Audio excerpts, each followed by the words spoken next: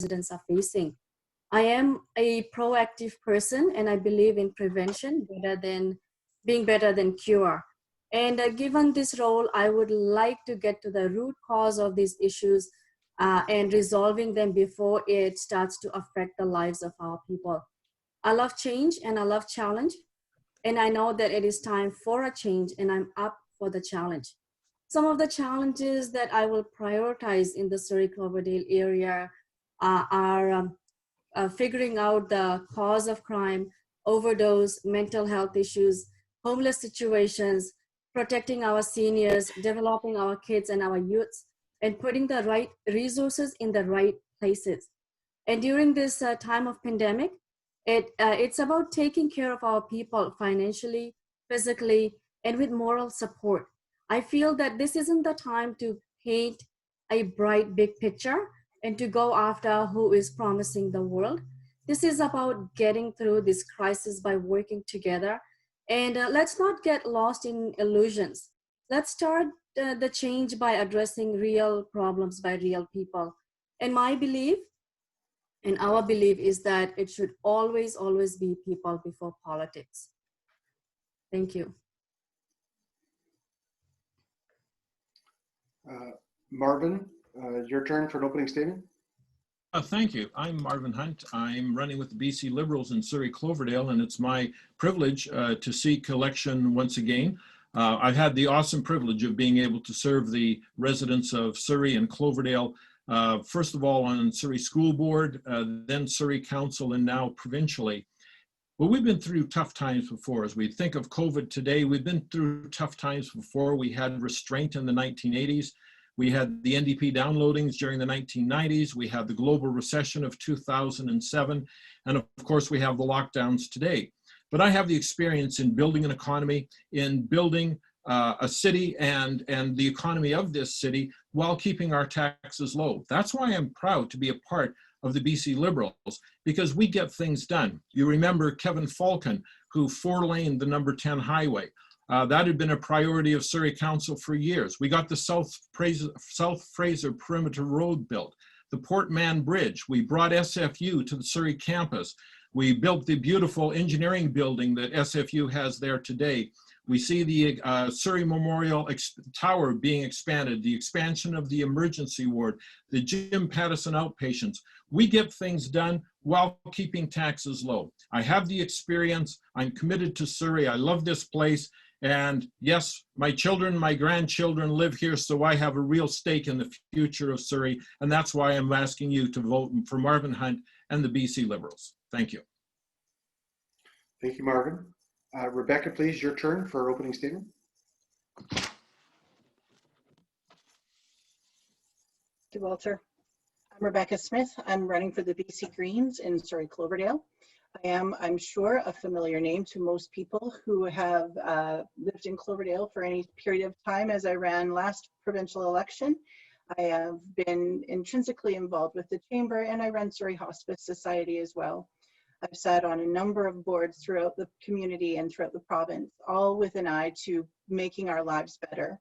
I've worked with the Canadian Mental Health Association, Bully Free BC, and a variety of others, as well as our museum. I am familiar with the stories and the information that has been shared with you over the course of this election. The BC Liberals had 16 years in government to prove that they could get us into a better place. They did not. Our housing got more expensive, our taxes were high. They called it MSP, but it was a tax. They called Jimmy Pattison Outpatient Center a hospital. It is not. I then also have become intrinsically interested in what the NDP promised, but it has again failed to live up to its promises.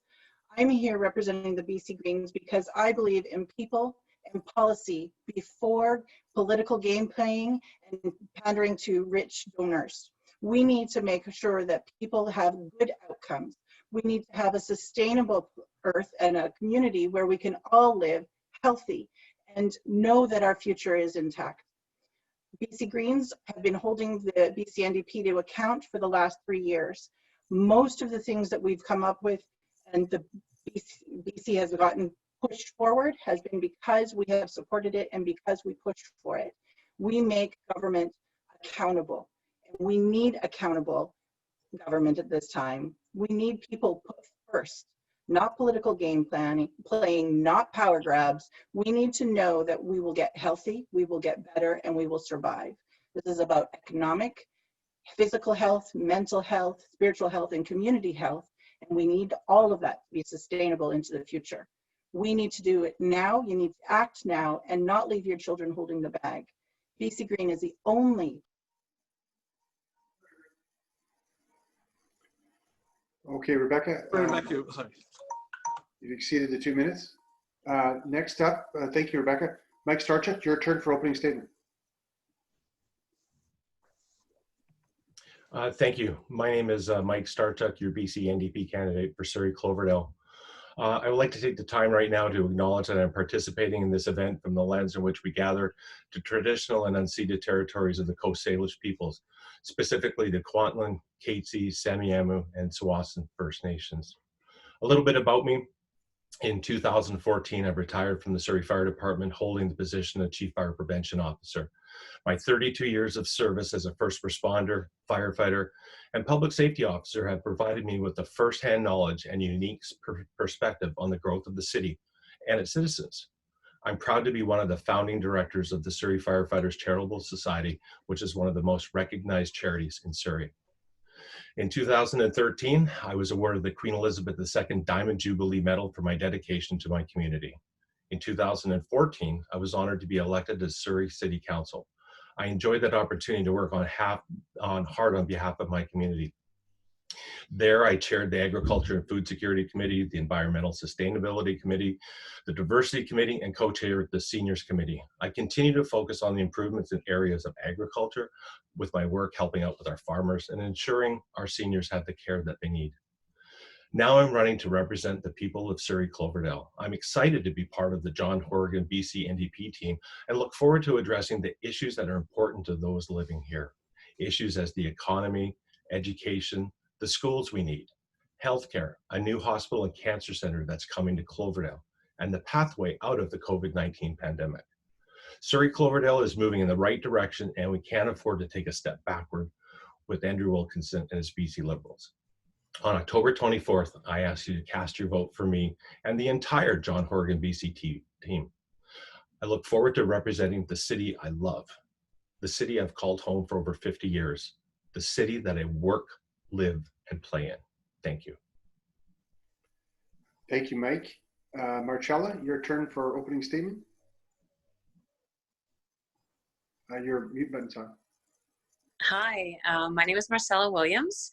I am running as an independent in this election. Surrey has been my home since 1995. I graduated with an honors diploma right here from Spratt-Shaw College in Surrey, and I went on to earn a bachelor's degree in business administration. And I've also worked in the real estate industry in Surrey for 13 years, going from a real estate agent to a managing broker. I'm not a career politician. I'm a resident here, and I know what it is for hard work, and I comprehend the weight of stress on our economy. I'm sharing in this burden for our families, communities, and our industries. And I say enough is enough. As a First Nations mother and grandmother, I am concerned about the future that we're giving to the up and coming generations. Just like you, I am worried of one size all solutions and anything that benefits big corporations and takes away from our small businesses. I want to see action, and that's why I'm here. So as an independent candidate, I like to work together with the people in this electoral district to create jobs and keep jobs in our area and in our province, to work and provide education options. As in during our pandemic right now, it's educating your children at home.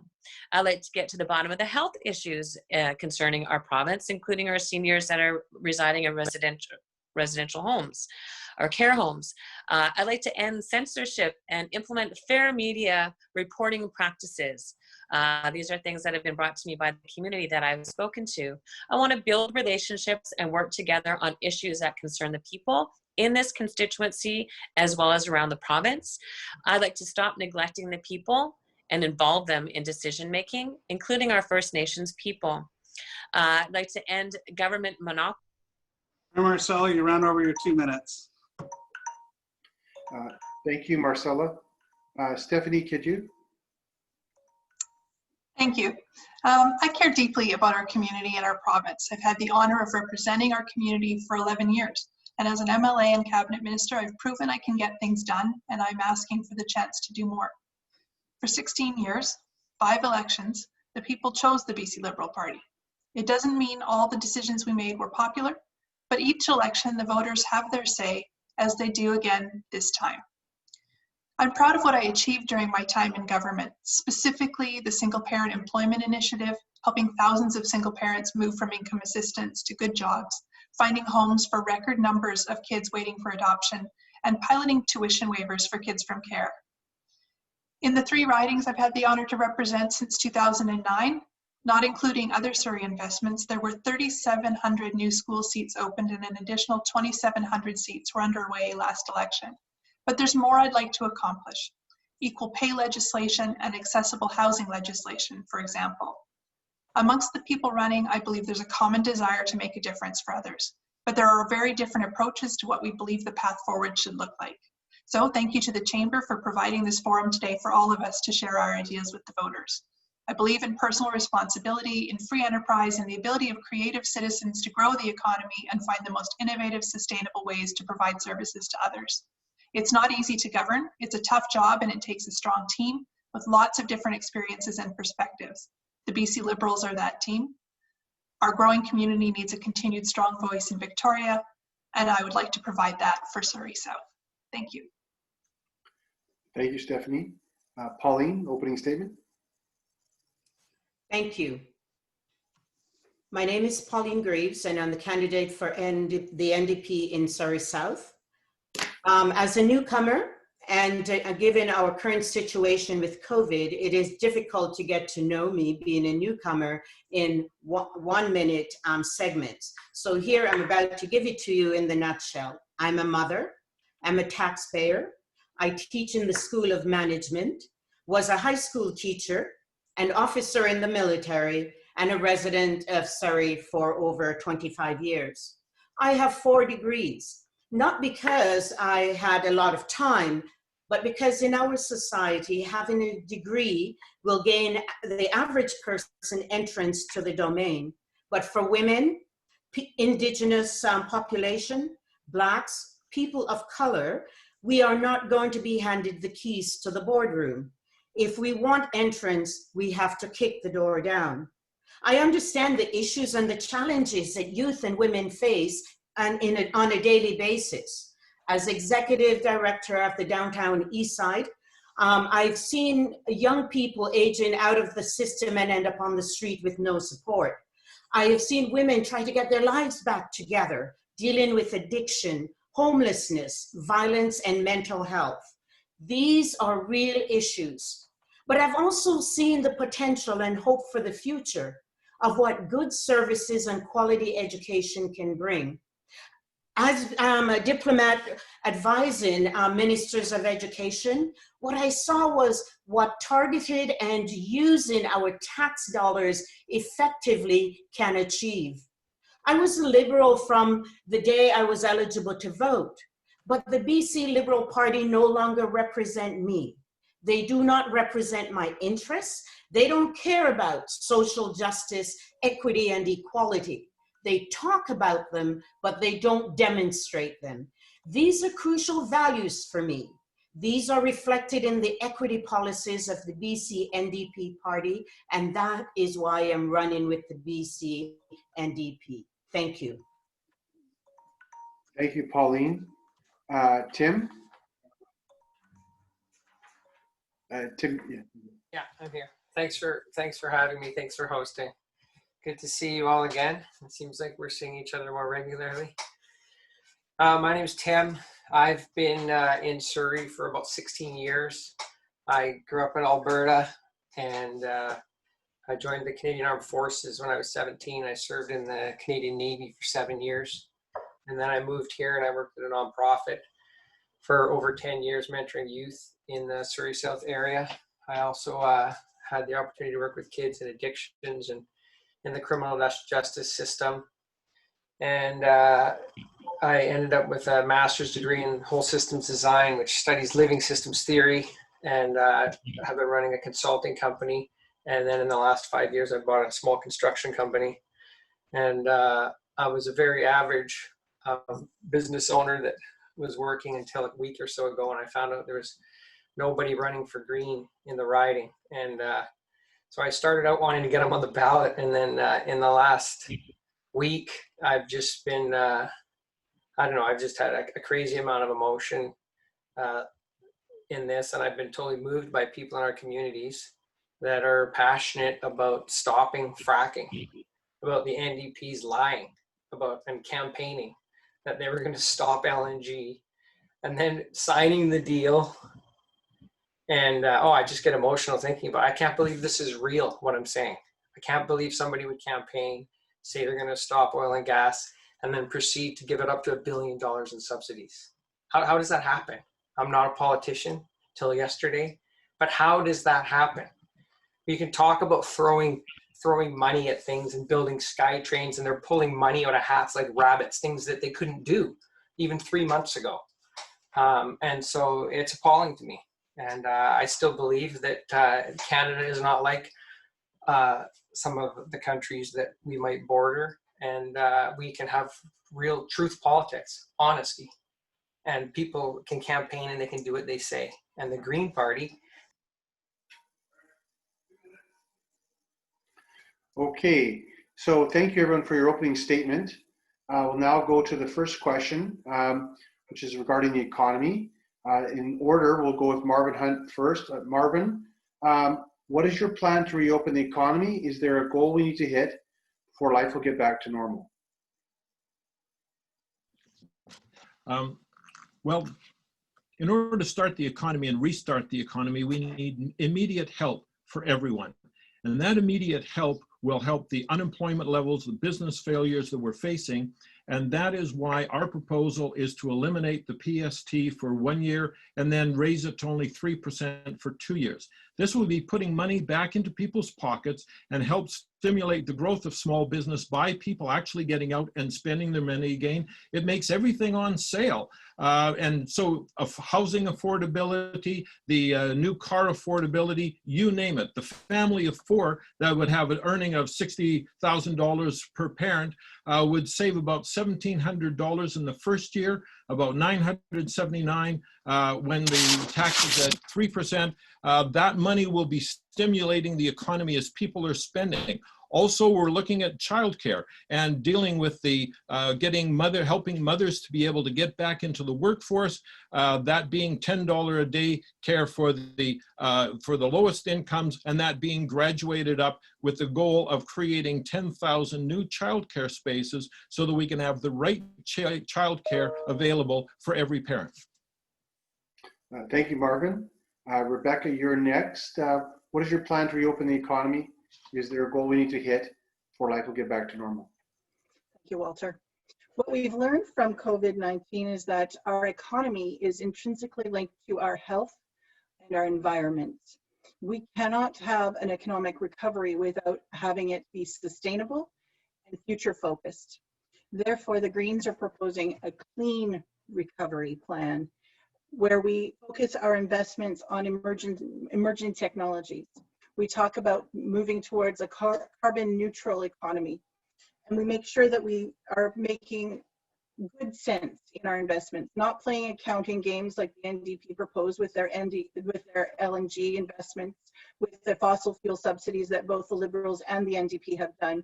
We talk about investing in people, sustainability, and plans for the future that will still be there regardless of what happens with our health, definitely with our environment. We need to make sure that that sustains us.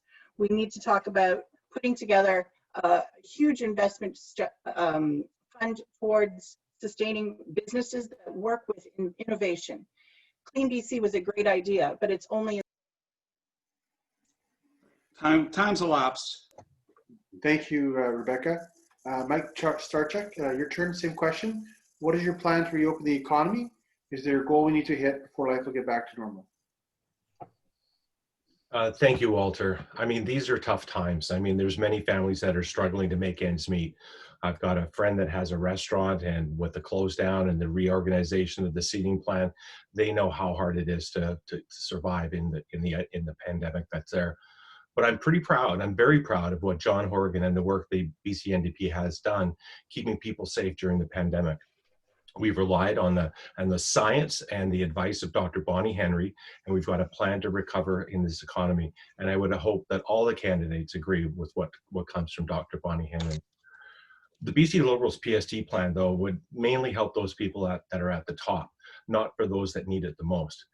Their plan gives the tax cuts to the millionaires buying yachts and cars, but it doesn't do anything to help the everyday people with their groceries or rent or childcare that are already exempt from PST. The other day I went out and bought some groceries, and at the bottom of there, if I didn't have any PST on it, I would have saved myself 1 cent.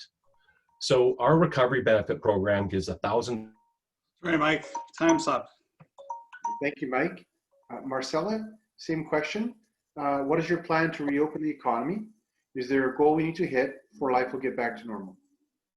Okay, thanks. So yes, there is a goal that we need to hit for sure. Right now with this COVID-19, it's affected a lot of businesses around our province and our employment rate. And people are having financial difficulties with all the restrictions that have been placed on businesses. People, they're not operating at full capacity. Staff has been laid off. And I've looked at the WHO has asking leaders to stop using lockdown measures. And that was from the Washington Examiner, October 10th. And the CDC posted their statistics on the usage of masks. And 70% of people that use a mask are new cases of COVID. Furthermore, you go into the stores and they're selling masks as a fashion statement. It's no longer about protecting and keeping your droplets to yourself. I think that this COVID pandemic, one of the biggest things affecting businesses is all the restrictions that have been placed on businesses. I've talked to people in my community. Hi, Marcella, sorry, we're out of time. Thank you, Marcella. Stephanie, same question. What is your plan to reopen the economy? Is there a goal we need to hit before life will get back to normal? Well, of course, health matters, and it will continue to and be a focus. But we've all gotten used to the safety measures, and it's time to shift the focus to include the economy and rebuilding. Under the NDP Green Coalition, British Columbians have 23 new or increased taxes, delays and cancellations of job-creating capital projects, and that was all before COVID-19. There 150,000 jobs have been lost during the pandemic, and the NDP don't have a plan to get those back. We'll get more people back to work and attract investment by completely eliminating the PST for a year, setting it 3% as the economy grows. We'll expand measures to increase access to capital and investment for new startups. We'll implement a short-term commercial rent relief plan to flow relief directly to tenants and support small businesses that have been unable to access current relief programs. Right now, we need leadership and a practical plan to help the economy recover. The BC Liberals delivered the strongest economy in the country and steered BC out of 2 major recessions. We have a proven track record of meeting our commitments. We can give individuals and businesses a helping hand as we restore confidence. Sorry, Stephanie, out of time. Thank you, Stephanie.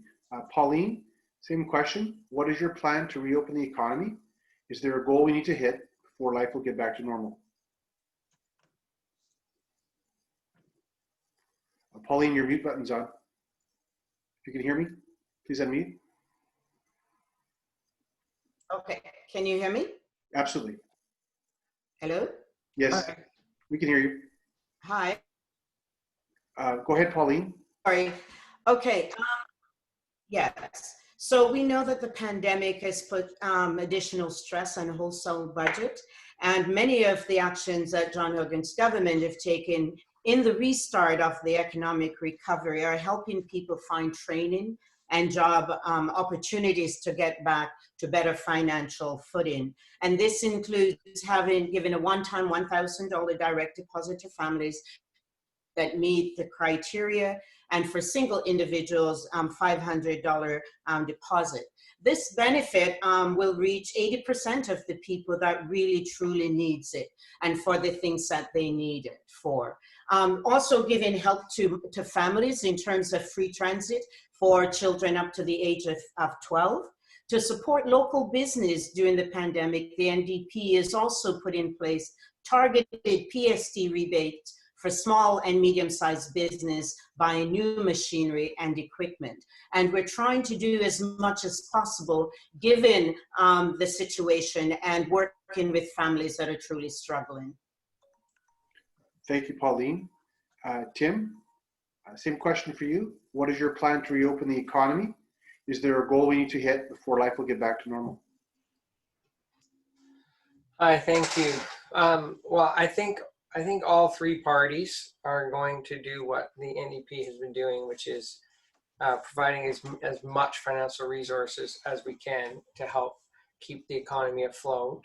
And we ride this thing out until we get back to work. Having said that, I think that we also need to look at our communities to support local businesses and small business. We're running up a pretty big debt for our province, which we know that the Liberals are comfortable with, and it seems that the NDP are comfortable with. But I think it's distracted people from the clean goals that we care about. I think that while people are impacted and scared in the middle of this pandemic, I don't think calling an election and trying to snake a few more seats in the House of Commons is helpful. The BC Greens will put $1 billion into the economy for green innovation long term. They'll get us back to carbon neutral by 2045. We'll even try to do it sooner. We'll create jobs by doing.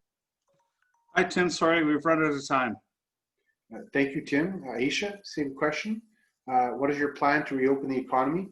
Is there a goal we need to hit before life will get back to normal?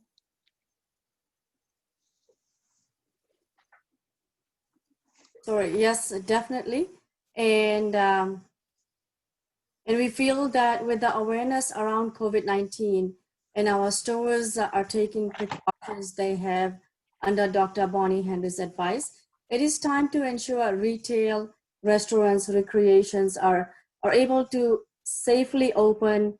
The local and local businesses are encouraged to partake in community events with community support. Now it's a very, very sensitive time. It affects people's lives. And I feel that each day should be evaluated very, very carefully. Okay, thank you. Okay, our next question, we'll go first to Rebecca. And the question is, BC is projecting a $12.8 billion budget deficit this fiscal year. This is money borrowed from future generations of British Columbians like myself and will result in cuts to public services or higher taxes in the long run. Yet in this election, there's been very little mention of the need for fiscal responsibility across all parties. Do you have a plan to get the budget back to balance? Thank you, Walter. Absolutely. We are talking about creating a clean economic recovery. Absolutely. But I think we need to look at this question a little bit differently. The whole world is in the same position that British Columbia is, perhaps worse, because we have kept our numbers low. What we have to look at is not cutting services and slashing budgets because of tax cuts, as the BC Liberals would do, and not throwing huge amounts of cash into investments like the NDP are without showing where that money is coming from. We need to look at reallocating the money that we already spend. We would immediately stop subsidizing the oil and fossil fuel industry in British Columbia. That's over $1 billion a year that is being spent on money going out of British Columbia without returning to us on that investment. We need to talk about the future and make sure that we are putting money into people, into supports, and into a clean, sustainable future. The plan would be to take money away from subsidizing industries that do not need us and do not return the favor of just supporting us and putting it back into the people of British Columbia, into our environment, and into. Time's up. Thank you, Rebecca. Mike Starchuk, same question. BC is projecting a $12.8 billion budget deficit this year. Do you have a plan to get the budget back to balance? Thank you, Walter. Our lives have been transformed with the COVID-19 pandemic. I have friends and small business owners that have had their incomes reduced dramatically. People are worried about their loved ones and their jobs and their future, and it looks different than we could have ever imagined. But the BC Liberals are out of touch with what's happening in our community, and Andrew Wilkinson and the BC Liberals are worried about taking care of their rich friends. And Andrew Wilkinson's tax cuts will only benefit those at the top, and everybody else is going to have to pay through public service cuts. John Horgan and BC NDP are protecting people's health benefits and building an economy recovery that works for everybody. Our plan is aimed at helping people get back to work and helping businesses hire and grow. It invests another $3 billion a year in our already $23 billion capital budget. It provides $1,000 to every person that's out there within the threshold to spend it in a way that helps them out the most. The BC NDP has accomplished a lot in Surrey. There's more work to do, and I know that we'll have the skills and experience to get it done. Thank you. Thank you, Mike. Marcella, same question. BC is projecting a $12.8 billion budget deficit this year. Do you have a plan to get the budget back to balance? I would have to have a look at the budget and see where the funds are being allocated from and to. Where's this money going? How are they going to get this money? You know, with the COVID restrictions happening on businesses, we need people employed. We need businesses open. And without that, where is the tax money going to come from when people are unemployed? You know, how are we going to pay down the debt and future government initiatives? However, that being said, I am willing to work with any incoming government on the budget and, you know, going forward, having a look and seeing where we're going to take from and put to. Thank you, Marcella. Yeah. Stephanie, same question. BC is projecting a $12.8 billion budget deficit this year. Do you have a plan to get the budget back to balance? Well, yes, and that was the budget deficit projection prior to additional spending by the NDP government and prior to the commitments made by all three parties during this campaign. So let's keep that in mind. But this is a pandemic, and that is why there's going to be a deficit. We need to restore confidence and rebuild the economy if we want to maintain services that we rely on in the longer term. We've committed to not reduce any services. The reality is we also have a platform that commits to balanced budgets within 5 years of the COVID vaccine being available.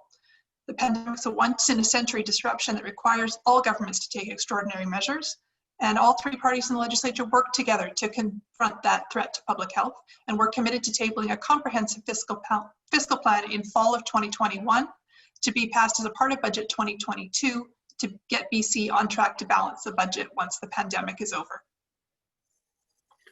Thank you, Stephanie. Pauline, same question for you. BC is projecting a $12.8 billion budget deficit this year. Do you have a plan to get the budget back to balance? Thank you. Fiscal management is essential. We must have a balance between the expenditures as well as the income and the taxes that are coming in. But we need to be able to move through this period of the pandemic so that we can actually have individuals that are being able to keep up with what is going on in their lives. We need to maintain services so we can open our society in a safe and sustainable way, and then look and see where we are once we've passed through this period, because this is going to be around for a while, and we cannot make decisions now while the numbers are climbing. Thank you, Pauline. Tim, same question. BC has a $12.8 billion budget deficit this year. Do you have a plan to get the budget back to balance? The BC Greens haven't released their budget, and I don't think any party is going to balance the budget in their next term. And nice one though by the Liberals saying that 4 years after a vaccine, you're gonna have a balanced budget after we have a vaccine. That's like anyway, I'm not going to make statements like that. We don't have our budget out, and we supported the last budget, and it wasn't going to be balanced. But I'd like to remind you that the BC Liberals put our province in the biggest debt that it's been in the highest debt in Canada. Site C is a disaster. We're going to be paying that off for probably another decade. And BC Hydro owed $100 billion when the Liberals were in. So that's remarkable that somehow after there's a vaccine, we're going to have a balanced budget. Thank you, Tim. Aisha, same question. BC is projecting a $12.8 billion budget deficit this year. Do you have a plan to get the budget back to balance? Thank you very much. It's very sad to see that so many small businesses have already shut down, and some of the businesses are already struggling to find employees. And as far as I feel, the Conservative Party of BC is the only recognized party in BC that has been reminding British Columbians the existing deficit and the promises made during that election that are going to affect you, me, and my grandchildren. Neither the Liberals nor the NDP have a plan to deal with the deficit, with the BC Liberals having been quoted as saying as, now isn't the time to worry about the cost. So if we don't worry about it now, when are we going to worry about it? I don't want my grandkids to suffer from this. So yes, we will work with the industry and businesses to kickstart BC's recovery, providing jobs and revenue. Thank you. Thank you, Aisha.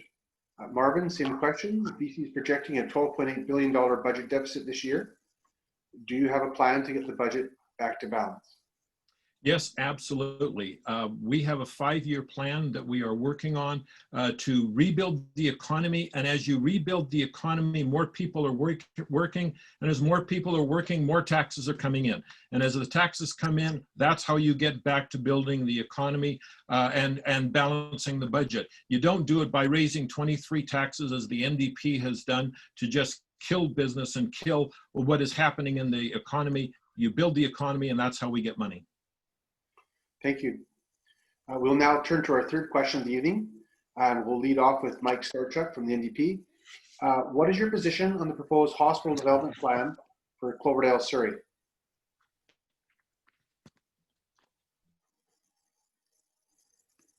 Mike, your microphone's on mute. There we go. I think I got it now. Okay. Thank you. People deserve to have healthcare that's close to home. And that's why I want to see the new hospital and cancer treatment center built here in Cloverdale. It's going to provide care for people in Cloverdale that require cancer treatment that'll no longer have to spend hours driving for care. The lands for the second hospital were sold by the Liberal government all the time that Marvin was silent. We can't trust them to sell the lands that we have in Cloverdale again. The BC NDP has the land in Cloverdale. It's working on a business plan, which includes the awarding of a $1.2 million contract to an architectural firm. As a former firefighter, I know firsthand the damage the years that the Liberals' cuts have done to healthcare and emergency services in BC. We can't afford to go back to a time when the land was sold off to private developers instead of being the healthcare that we need. We are the ones that will get it done. We have invested in more doctors and nurses, and we're improving seniors' care. Personally, I'm touched by the 10-year cancer plan. I know far too many firefighters that have had to battle cancer. And Sorry, Mike, I had to cut you off. Thank you, Mike. Marcella, same question for you. What is your position on the proposed hospital development for Cloverdale? I'm in agreement with this. I think this is fantastic that Surrey is going to have another hospital, more in not a central area as it is in Surrey Central. And I also believe that this is good. As I'm in agreement with it, as long as we can minimize the potential for damage to the local environmental ecosystem, building infrastructure that will support the increased traffic flow and create jobs, I'm all for this. I think this is very good for the city. Thank you, Marcella. Stephanie, same question. What is your position on the proposed hospital for Cloverdale? Thanks. Well, we need to keep building facilities for a growing community. In my time in government, we built a $500 million expansion at Surrey Memorial. We built the $227 million Jim Pattison Outpatient Center. The expansion at Peace Arch is underway, and we've committed to We've committed 300 million in our capital plan for this new hospital. We'll get it built. It's deja vu all over again with the NDP having announced this hospital 3 times, but are no further ahead today than they were before. There is no money in their 3-year capital plan. They've neglected to consult with First Nations. I hope that that is underway now. But it means nothing in terms will happen under the NDP in the next 3 years on this hospital. If it's not in their, it's not in their platform. The 300 million we've committed is in our costed platform. So let's remember, the last time the NDP were in government, they promised the Abbotsford Hospital 12 times, but we got it built. Thank you, Stephanie. Pauline, same question. What is your position on the proposed hospital for Cloverdale? Thank you. Improving healthcare with the new hospital is absolutely essential. Our city has waited a very long time. And Stephanie, I'm absolutely surprised that you would actually make that statement, given that you guys, the Liberals, are the ones that actually sold the land that the hospital was going to be built on and sold it for less money than it was actually worth. Citizens do not have to travel an hour to get to a hospital. It's in their neighborhood. It will provide employment. It will provide them with extensive care. And as our population is growing, it is absolutely necessary that we have the facilities to serve the population that we're in, which is in Cloverdale, South Surrey. Thank you, Pauline. Tim, same question for you. Your position on the Cloverdale Hospital. Thank you. I'm glad they got to go first, because you got to hear, basically, it sounds like if the Liberals or the NDP get elected, we probably won't have a hospital in Surrey for another 10 or 15 years. So of course we need another hospital in Surrey. Anybody who lives in this community knows that. We needed it 10 years ago. So yes, the Green Party supports it. The Green Party will support and ensure that we have transportation around there. And I'm sure that's another topic that we'll be discussing. But of course we support another hospital in Surrey. Thank you, Tim. Aisha, same question for you. Your position on the Cloverdale Hospital. Absolutely. This is long due, and I strongly support this development. Our medical system needs immediate attention. I believe that actions speak louder than words. And with the long wait times, improper care, nurses and doctors need help as well. Also trying to get in to see doctors or specialists is a challenge. So definitely support this, and we need to get this going as soon as possible. Thank you, Aisha. Marvin, same question. Your position on the Cloverdale Hospital. Absolutely in favor of it, and actions speak louder than words. And I thank Alicia for that comment, because this is the NDP's budget, and I want you to know there is not a cent in here in their capital budget for a hospital in Cloverdale. For years, I sat on the Surrey Memorial Hospital while the NDP had us planning, and never built a thing. It was the BC Liberals who built the tower. It was the BC Liberals who built the emergency ward at Surrey Memorial Hospital. It was the BC Liberals who built the Jim Pattison outpatients.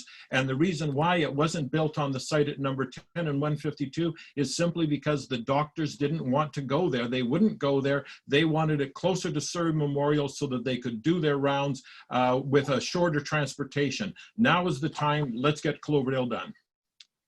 Thank you, Marvin. Rebecca, same question. Your position on the proposed hospital for Cloverdale. Walter, I'm going to call this a victory. When I moved to Cloverdale 10 years ago, I looked at the official community plan and noted that there were 50 acres next to KPU that were unspoken for and had not been utilized. I noted that the land that had been originally planned for the hospital in Surrey had been sold off by the BC Liberals.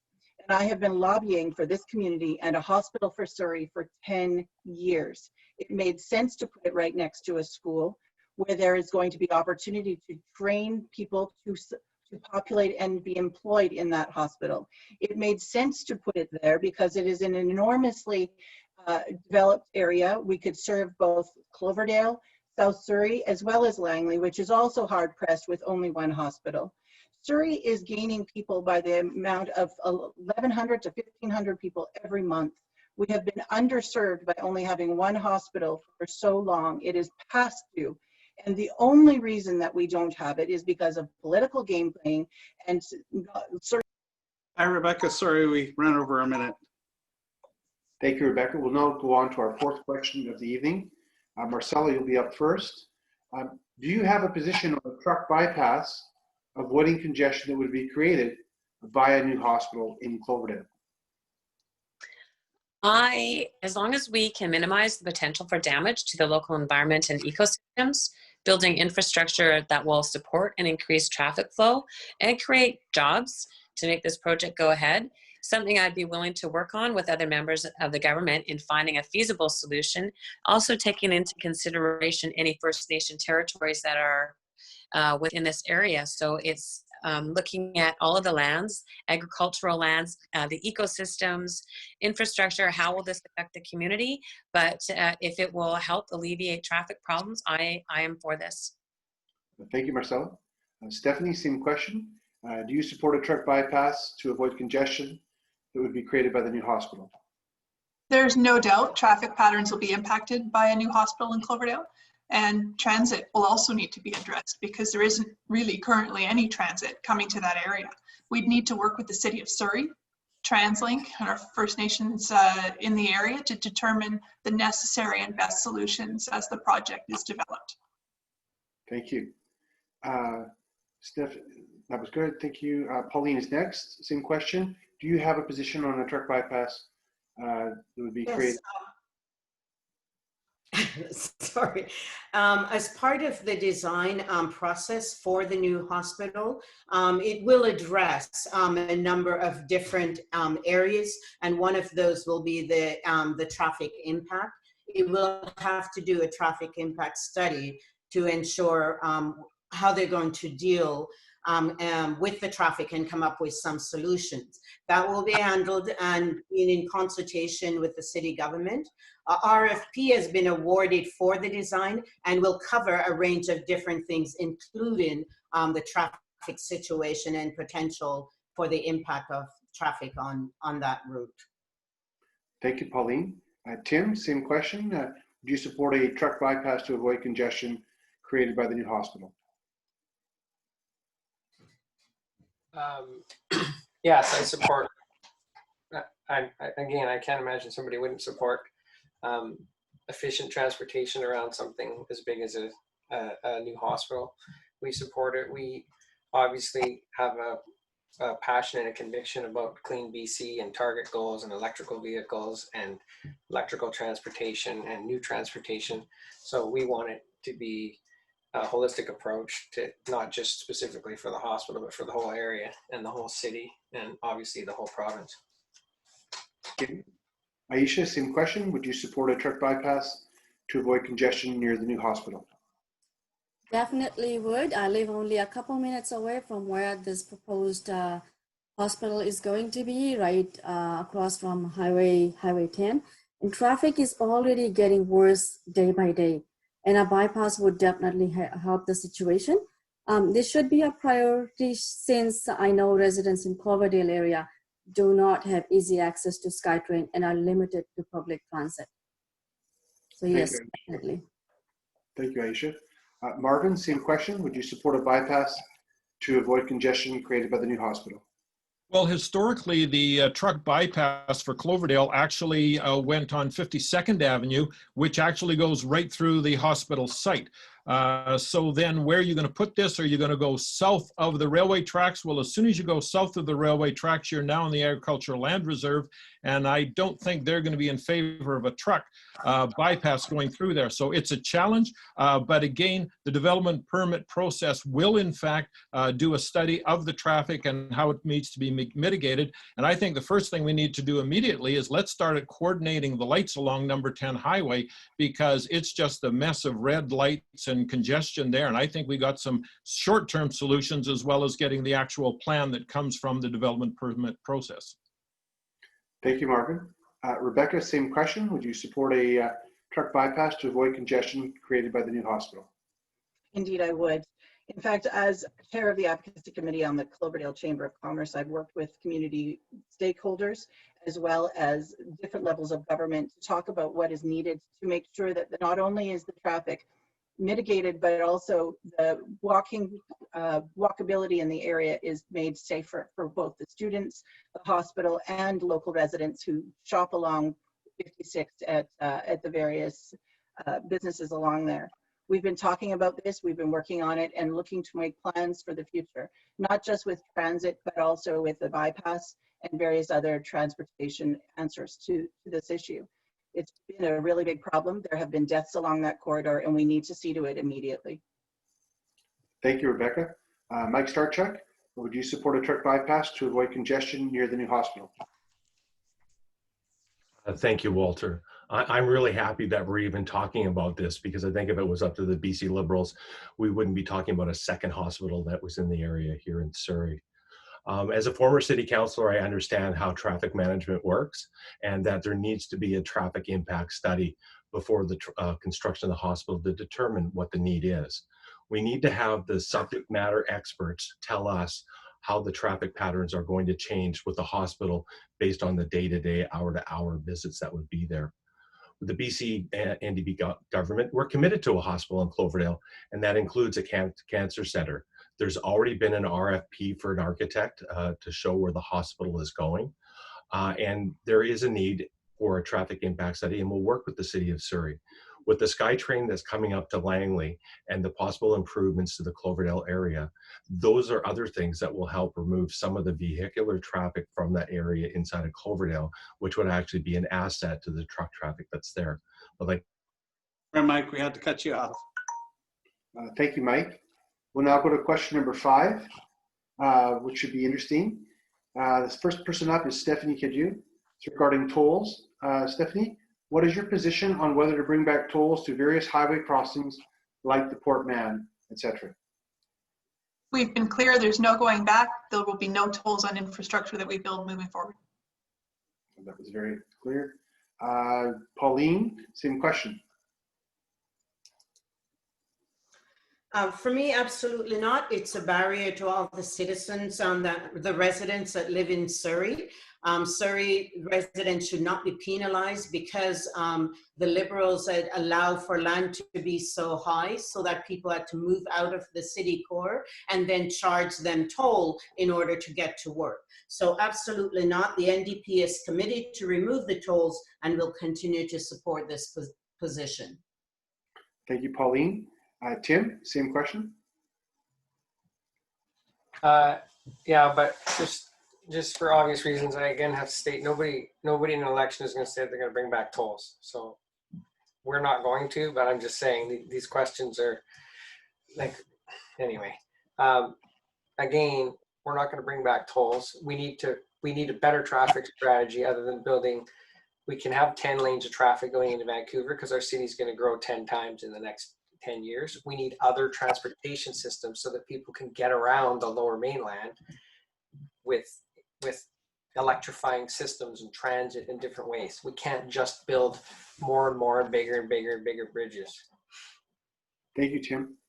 Aisha, same question. What say you on tolls for the Port Mann or other transportation projects? Cutting back on already implemented fees and then adding new tolls is just like playing games with people. So no tolls for the bridges. We cannot hurt our people in their pocket any more than they already are. So we need to stop promising all this. We're going to take this away. We're going to take that away. We're going to give you this. We're going to give that. And then we implement a toll. No, that's not fair to our people. So no. Thank you, Aisha. Marvin, same question. Yeah, I have this sneaking suspicion that this is going to be a unanimous answer to this one. No, our position has been very clear that we will not return to tolls on bridges and crossings. Thank you, Marvin. Rebecca, same question. I suspect Marvin's right. Where no one is going to agree that we're going to bring tolls. It's ridiculous. The fact that they were there in the first place was an unfair taxation on the people on the south of the Fraser. We would not bring them back, but we would certainly look to making sure that our transportation options are available and that we can move towards a more sustainable way of getting around this Lower Mainland and the province. Okay, thank you, Rebecca. Mike? Thank you, Walter. I think everybody in BC should be able to get to work and get to and from their errands safely and quickly. And I know that when my son was driving across that bridge on a daily basis, he felt like that was the most unfair tax that he'd ever paid. Those tolls out on the Port Mann and the Golden Ears Bridge were an unfair tax to him. And now that we take a look at what we're doing here as a BC NDP, we're improving the roads, the bridges, and transit so people can get home faster every day. The tolls were eliminated by the BC NDP, and it saved drivers like my son up to $1,500 a year. We boosted the investment into transit. The Surrey Langley SkyTrain has been put out there. Our recovery investment fund will add $3 billion to improve infrastructure. We've accomplished a lot, but we have more work to do. We want to save people some money. We want to reduce traffic and give people more time with their families. So of course, tolls are not coming to this place anytime soon. Thank you, Mike. Marcella, same question. This tolling would have to take into consideration who's traveling on these roadways, and it shouldn't penalize people coming long distances in order for them to go to work. I'm not in agreement with putting tolls on any of the bridges or roadways. I feel that it would be unfair on people, and especially right now when we have an unemployment rate that is high. People are working from home. People are not traveling the roadways, and I feel that it would be a cash grab that would be unfair to people at this time. You know, we've got decreased finances coming in. People are concerned about paying their mortgage and paying their rent, buying their groceries. Yeah, I'm not in agreement with this. Thank you, Marcella. Well, who says in this divided age, people can't work together? That was unanimous among all of you. Our next question is regarding policing, which has been a big topic of discussion. We'll start off with Pauline. Pauline, what is your position on the Surrey Police Force? Do you support a referendum?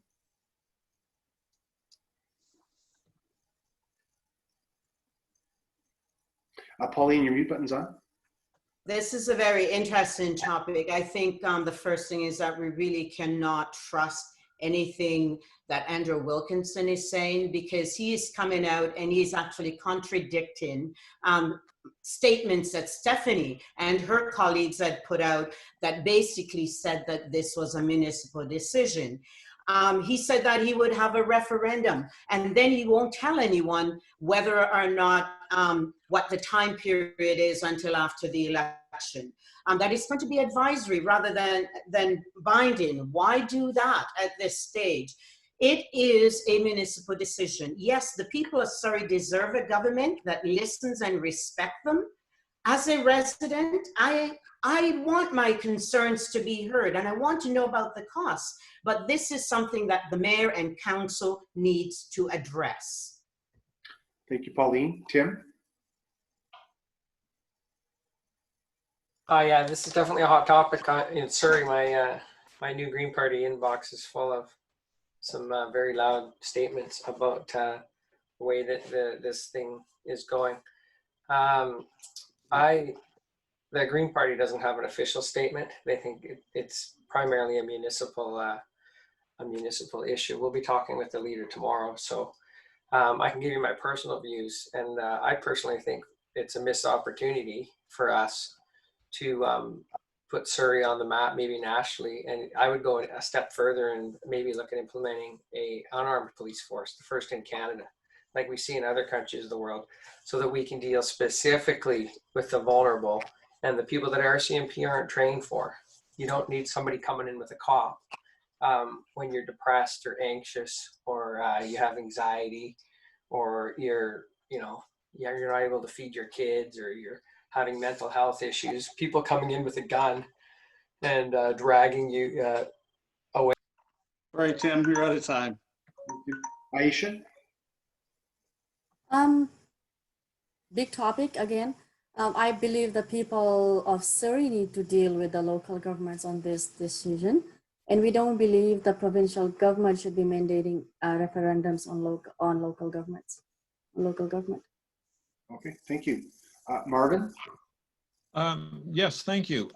First of all, I support openness and transparency. And that is something that we certainly don't have in the process that is before us. When this was first approved by council and sent to Victoria, I expected that the minister would begin a process. He would start a process of how you go about this. In fact, I was quite surprised that he didn't set up a process for it. We've seen the citizens of Surrey respond to this in almost 50,000 people signing a petition to say, hold it a second, let's slow this down. Let's get openness and transparency. That's almost 10% of the population. Obviously, there's a concern out there. Obviously, it needs to be addressed. Yes, I support a referendum because that's one way I believe the citizens can get their voice clearly expressed to all of us, because public safety is a provincial responsibility, and it is ultimately the provincial government that will sign off on it. Thank you, Marvin. Rebecca? This is a great question, and I have been speaking about this a great deal with our constituents who have asked about it. The reality is that majority of Surrey citizens do not want to lose the RCMP. They want to continue the system they are in, and there is a financial ramification to this transition. There has not been a participatory democracy approach to this, and there has been no transparency with regard to what the cost will be, not just to Surrey, but also to the surrounding areas, other municipalities that have their own police force, which by his own words of Doug McCallum, we expect to be getting police members from Vancouver PD, from TransLink Police, from Delta, from New Westminster, from various other locations, who will then be faced with issues of public safety. There is, under the Police Standards Act, a requirement of pop per pop, for lack of a better word, where there is a requirement of having a certain number of police per population. There is no way and no plan for this per current municipal government to provide that. And as such, we do deserve to have a referendum. We do deserve to have a... Sorry, Rebecca, I had to cut you off. Thank you, Rebecca. Mike, your turn. Thank you. I've had public safety in my foreground for the last 35 years. And I've always said that the people of Surrey deserve to feel safe, and the process needs to be transparent. Public safety is paramount. But this is a municipal decision, and that's what the BC Liberals have been saying all along. For Andrew Wilkinson now all of a sudden take interest just to score some political points, it's just ridiculous, and it's an act of desperation. Marvin knows that it's not a provincial decision, and he's been silent up until now. And now Andrew Wilkinson wants us to pay for a non-binding referendum. I don't think that the people of any city in the province of BC want to have their provincial government telling the municipal government how to spend their money. But right now I can say that as an elected official, we want to make sure that there's a transparent process that moves forward. We have a police board that's in place. They're the ones that have been trusted to move the thing forward and try to move it in a transparent and open way. Public safety is number one, and that's what I'm looking at on a daily basis to make sure that this is transparent and it's open. And we just can't. Sorry, Mike. Thank you, Mike. Marcella? So the cost of changing over the police force needs to be considered. There's also the safety. Over the years, the RCMP has not treated some peoples respectfully. And when I say that, I'm talking First Nation people who have a fear of the RCMP. I think that this was pushed through by the mayor of Surrey and really did not take into consideration the people of the city, as well as well, First Nation people. Where was the voice of the people in deciding this changeover from RCMP to the police? And yes, I have seen the division happening in this city as well, with people not wanting to remove the RCMP, but this is democracy and people need to be included in this. If this were up to me, I would definitely be, as a citizen in Surrey, going for a referendum. I want my voice heard. I want my input. I think that this was crammed through without the voice of the people. Thank you. Thank you, Marcella. Stephanie? Thanks. It's never wrong to listen to the people. And the people are telling me certainly they want to say in the police transition, especially now as budgets have changed because of the pandemic. My position has never changed. Transparency was required. That's what I asked for from the provincial government, because although policing decisions are local, The province has ultimate approval power and responsibility for policing in all of BC. I asked the NDP to assist in providing that transparency to my constituents and myself, and they didn't do it. So we'll deliver transparency and then a referendum as soon as possible. We will be bound by the result, and the provincial government will cover the cost so that it will not have to be borne by the residents of Surrey. Thank you, Stephanie. Our last question is on housing affordability. It comes from Fraser Valley Realtors, one of our sponsors here this evening. Everyone wants to find affordable housing. The problem is there's a lack of new housing supply, which could help address high prices and rent. The recent development approval process review report prepared by the BC government identified ways for the province and local governments to streamline the approval of new housing supply. So Fraser Valley Realtors would like to know, would you commit to fast-tracking development processes to increase the supply of housing to meet the needs in your community? Tim, you're up first. Yes, I like the idea of streamlining and speeding up the permitting process. I think it should probably be focused on affordable housing. I think the best way to help people move from the lower class into the middle class is home ownership, and I just think that's unachievable in Surrey. I mean, 3-bedroom townhouses are $600,000, $700,000, $800,000. So I would love to see the government figure out a way to help housing be more affordable for certain people, but not necessarily across the board permitting. Otherwise, you're just going to have more building going on, and it's just going to strain the system. Thank you, Tim. Aisha? Yes, definitely. We will have a discussion with the Fraser Valley Realtors, with developers, residents to figure out. But growing the community without disturbing the current residents should be a priority as well in this.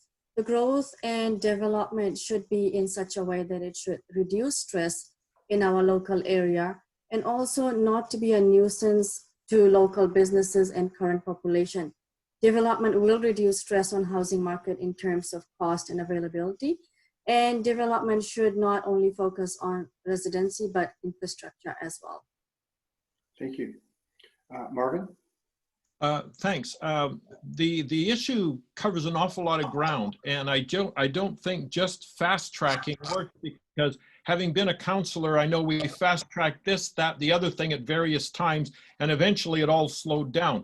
I think we have to look at the bigger systemic challenges and things like joint and several liability, which is why municipalities spend so much time going through an approval process.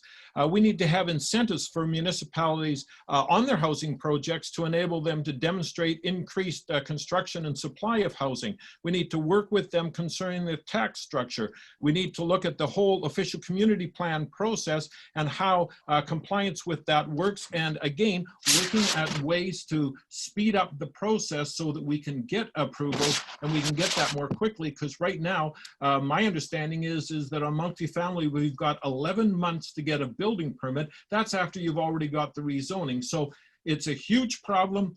I agree, we need to implement many of the recommendations that came from that study, and let's get the housing supply increasing. Thank you, Marvin. Rebecca? I would absolutely support this, particularly when it promotes environmentally friendly and sustainable innovative development. The Green Party is very committed to creating sustainable, livable communities where we would have infrastructure and bike paths and climate change awareness with regard to transportation, being able to work from home more, ensuring that we're out of our cars and living where we live and work and play. This is a really important part of creating sustainable communities and sustainable lives for our future and for future British Columbians. It will also contribute to lowering our climate impact that we have as we grow as a society. So absolutely, we would commit to doing that.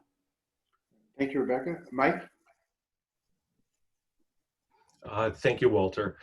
I have a good understanding of this issue as a former city councillor, the importance of the province working with the municipalities with regards to housing supply. And when we talk about streamlining the process currently within the city of Surrey, they're going through that process from the planning and development point of view. And so this is a perfect opportunity to start looking at that streamlining that's there. John Horgan and the BC government, they have a 10-year Homes for BC plan. We've already built tens of thousands of affordable rental units that are here. And moving forward, we plan to reduce the cost for developers to build more affordable housing. We want to streamline the construction by eliminating things like outdated parking minimums, to develop a single window of a provincial permitting process. We'll work with the communities to streamline the process like at the local level, which is where it belongs, because it's the local level that knows where the land availabilities are, where transportation are, where it can make it that affordable level for those people that are getting into the entry level that's there. We need to combine this with transportation. We need to combine this with where the... Hi, Mike. Sorry, I had to cut you off. Thank you, Mike. Marcella? I would support fast tracking the approval process along with cutting other government red tape.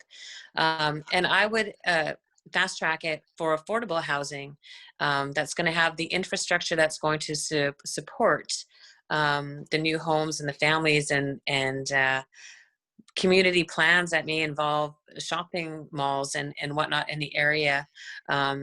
Stuff that will help with small businesses and employment. I would definitely fast track. I think that we need to have some affordable housing in our city for people. Thank you, Marcella. Stephanie?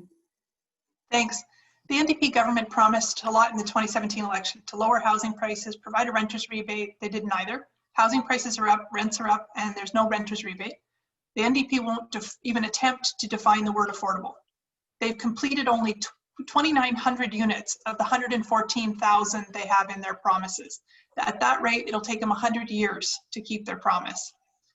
The reality is that the only and the best way to increase access or to lower prices and increase access is supply.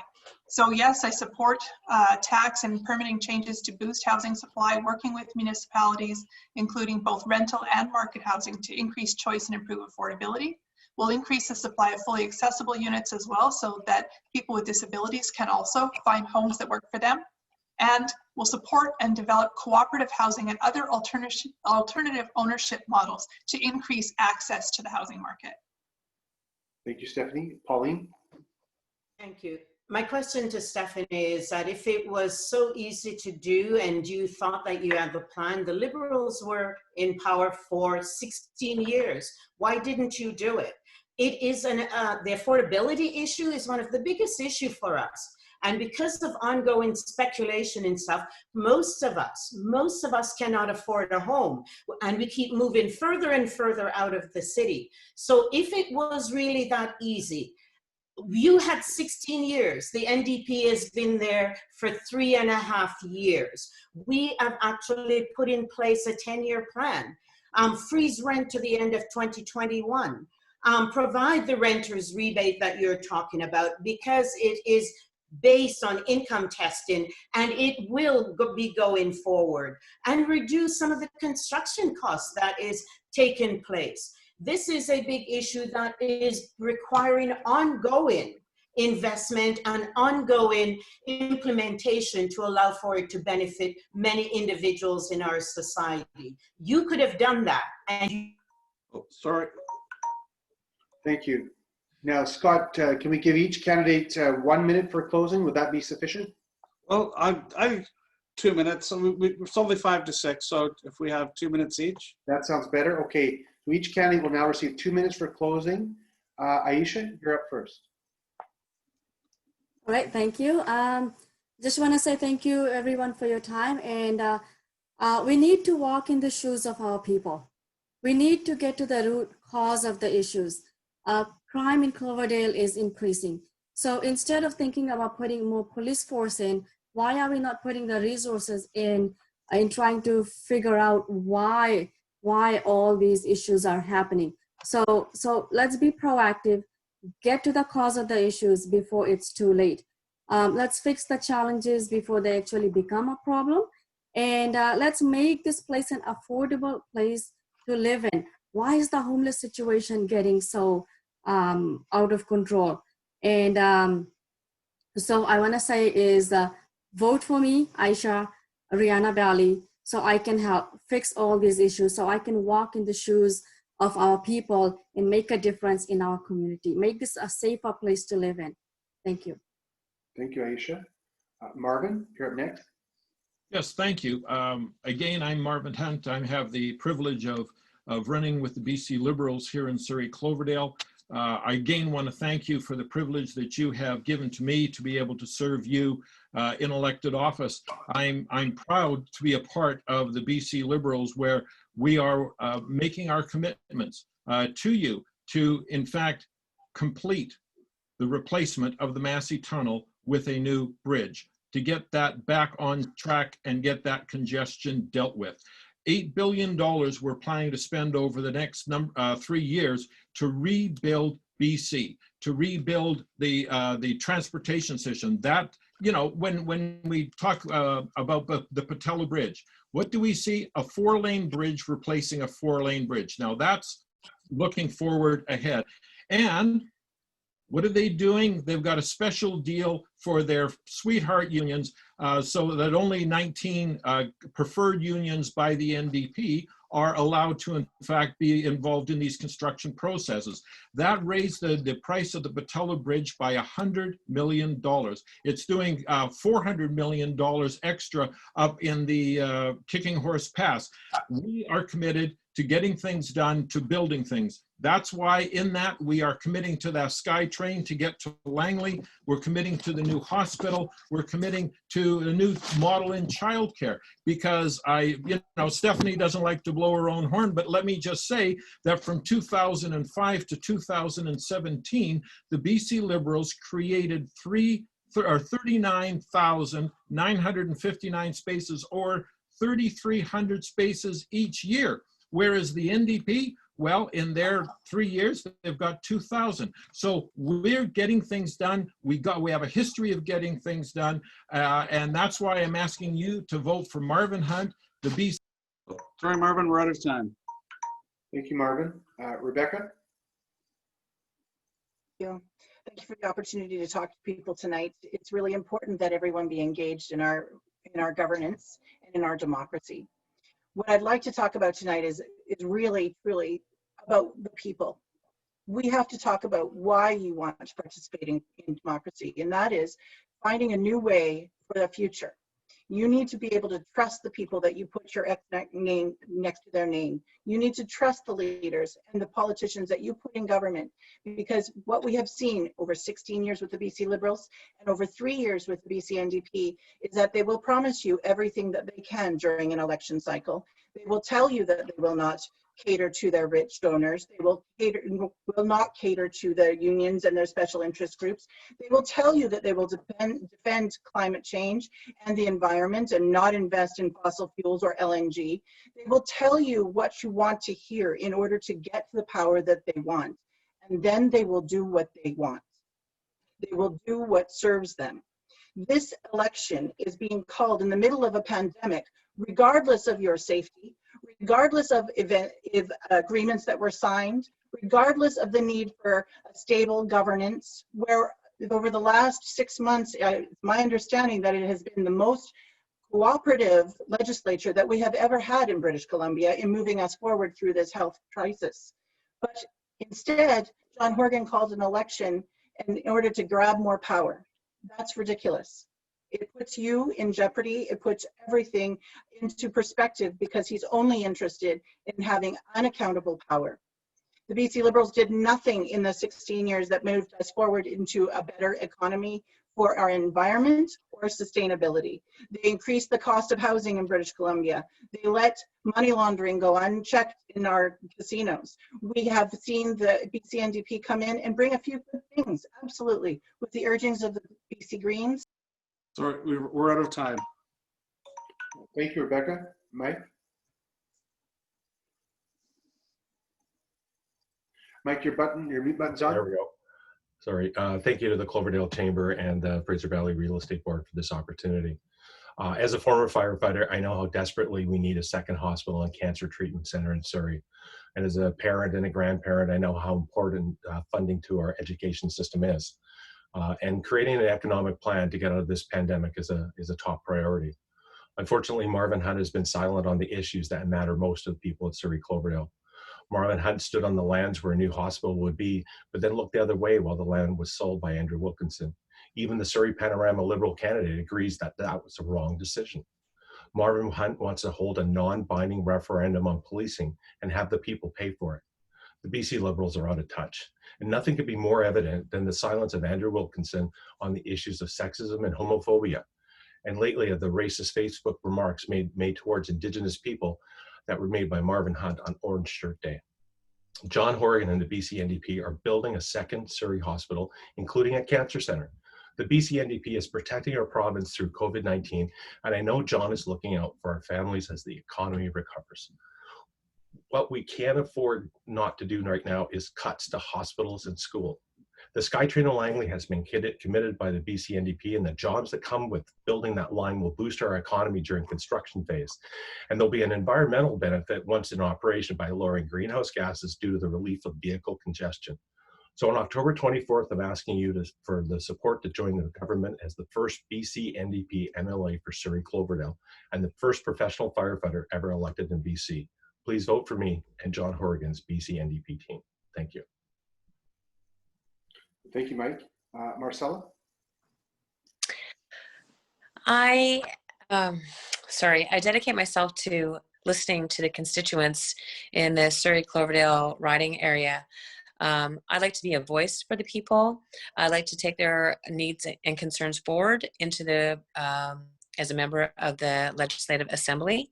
I believe transparency and information sharing to the people, and the people's voice needs to be given when the government is making decisions that will ultimately affect them and their well-being. I am willing to work together with any presiding government that comes in. I'm willing to work to find the best solutions for constituents, while also having the freedom to ask them the hard questions, to fact check them, and provide qualified data in order to assist with decision making, if necessary, to challenge whatever is being considered on behalf of British Columbians. On October 24th, Marcella Williams endeavors to be a voice for the people in the city, of the city of Surrey, and also the Cloverdale riding area. Thank you. Thank you, Marcella. Stephanie? Thank you. We didn't ask for an election. People are still struggling to manage through the pandemic, but John Horgan decided it was in his own best interest to ignore that, and here we are. You can't trust him. We have a new leader with a bold, compassionate, and comprehensive plan to restore confidence and rebuild BC. I believe in low taxes because I believe you should decide how best to spend your hard-earned money, and I believe in creating a competitive business climate by reducing unnecessary red tape and making BC a safe and predictable place to invest and do business. There's lots in our platform. Social supports, which I feel very strongly about and have long advocated for. So I'm glad our new leader is a compassionate person who understands these changes are important, like increasing supports for foster kids, expanding the single parent employment initiative, protecting funding for nonprofits and arts and culture groups, and diversity commitments for the public service and government boards. But this is a business forum, so again, I'll highlight, we've put forward a bold plan to stimulate the economy by putting money directly into the pockets of every British Columbian and struggling small business. I want to say thank you to you, Walter, for moderating, and to the Chamber and sponsors for hosting. And thanks to both Mr. Ibbotson and Ms. Greaves, to you for your former service to our country and our armed forces. To close, the BC Liberals have an incredibly talented team across British Columbia, and I'm asking for your vote for me in Surrey South, Stephanie Cadieux, and for the talented BC Liberal team. Thank you. Thank you, Stephanie. Pauline? Thank you. Thank you to the Chamber for hosting this event. It has been a pleasure. I want to talk to the residents of Surrey. This election, don't be fooled. You have to ask yourself what is important to you, to your family, and to your community. It's about how your taxes are used and are spent. The BC NDP is about keeping BC moving forward for all of us, not just some. We're moving forward with concrete, tangible plans and strong policies that will continue to help people and families through the pandemic. Building economic recovery, delivering better health care closer to home, improving long-term care so our seniors, our mothers, our sisters, our fathers will never have to revisit this issue ever again where they're exposed. Making life more affordable and more support for students, ensuring MSP fees never return. Citizens of Cloverdale and Surrey South cannot afford to go back to the bad old days of the Liberals. When over 16 years of managing public funds, your tax dollars, they have amassed 117 cases of mismanagement, waste, falsehood, poor behavior and decisions, and scandals. So as taxpaying residents, you have invested your tax dollars in Marvin Hunt, who have served your city for 32 years. Stephanie have served her city for 11 years. What have they delivered for you, for your family and your community? No schools, no hospital, no transportation, and no infrastructure. All right, Pauline, I had to cut you off. Thank you, Pauline. Tim? Thanks to the Chamber for hosting us. Scott and Walter, I appreciate it. Stephanie and Pauline, you're both remarkable women. If you were running green, I would vote for you. The Liberals have shown us what they do. I don't know how they're going to give $7 billion back when we still have billions of dollars in debt that they left us with. But it's I mean, it's a nice promise, but it just doesn't have any meaning. The NDP, I'll say it again, they lied and then funded LNG and gave $800 million of taxpayers' money to literally, they're creating climate change. It's mind-boggling. So that's what we're left with. The NDP, the best thing that the NDP did was the stuff that they had to do because they needed the Greens in Parliament. And that was protecting wild salmon, implementing Fair Wage Commission, raising the minimum wage. And the only people in Parliament that stood up against the $6 billion fracking subsidies were the Green Party. The NDPs and the Liberals voted on it together. Calling an election in the middle of a pandemic does not overshadow the fact that we care about our planet and we care about the environment and we care about climate action. And we need green candidates. We need a couple in Surrey to make sure that that voice is heard in BC. Thanks. Okay, thank you, Tim. Thank you to everyone for participating. I'll turn it over to Scott for final remarks, but I thought you were respectful to each other and to the purpose of democracy. So thank you to all of you. Scott, if you'd like to close. Yeah, thank you very much, everybody. I'm going to turn it over to Narinder for a second if he has any closing words, and then I'd like to wrap up after that. Oh, thank you so much for having us on, being part of it. All the best to all the candidates.